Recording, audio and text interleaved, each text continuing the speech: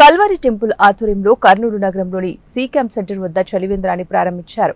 Calvary book centre కింద ఏర్పాటు చేసిన ఈ చలివేంద్రాన్ని కల్వరి టెంపుల్ కర్నూలు శాఖ ఇన్ఛార్జి వేణు, క్రైస్తవ నాయకులు రెవరెంట్ సజీవరాజు ప్రారంభించారు.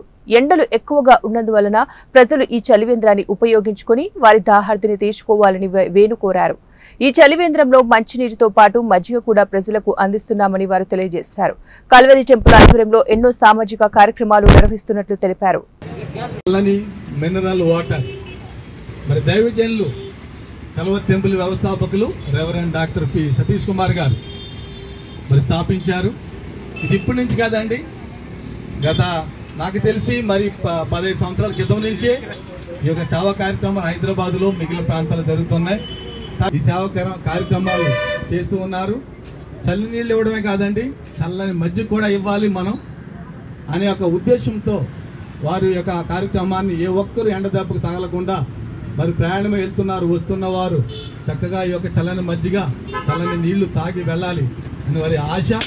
మరి ఇదే కాదండి, 2009లో కూడా వరదలు వచ్చినప్పుడు ఈ కర్నూలు ప్రాంతాన్ని ప్రేమించి మరి 4 DCMలు ఆహార పదార్థాలు మరి 200 మందితో వచ్చి వారు ఇక్కడ మరి పంపిణీ చేసి వెళ్ళారు. అదేవిధంగా కరోనాలో కూడా మరి 10 కోట్లకు వచ్చి పెట్టి మరి కరోనాలో కూడా మరి మొదటి విడతలో 10 కోట్లకు వచ్చి పెట్టి అందరికీ ఆహారం పంచారు. తెలంగాణ, ఒరిస్సా, ఆంధ్ర బోర్డర్ అన్నిటికీ. అదేవిధంగా మరి తర్వాత వచ్చిన కోవిడ్లో కూడా ఎక్కడైతే కల్వరి సెంటర్స్ ఉన్నాయో, కల్వరి చర్చెస్ ఉన్నాయో వాటిని అన్నిటినీ వైద్యం అందట్లేదని హాస్పిటల్ చేశారండి. ఇంతమంది మరి రావడం మాకు ఎంతో సంతోషం అండి.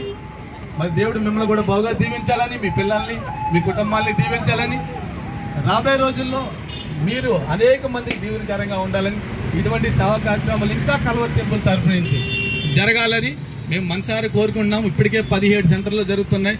17 కాదు, సుమారుగా 100 సెంటర్లో జరగాలి. 100 సెంటర్లు ఇటువంటి సేవా కార్యక్రమాలు. చల్లని మజ్జిగ, చల్లని మినరల్ వాటర్ ఎవరిస్తారండి? ఎవరిస్తారు?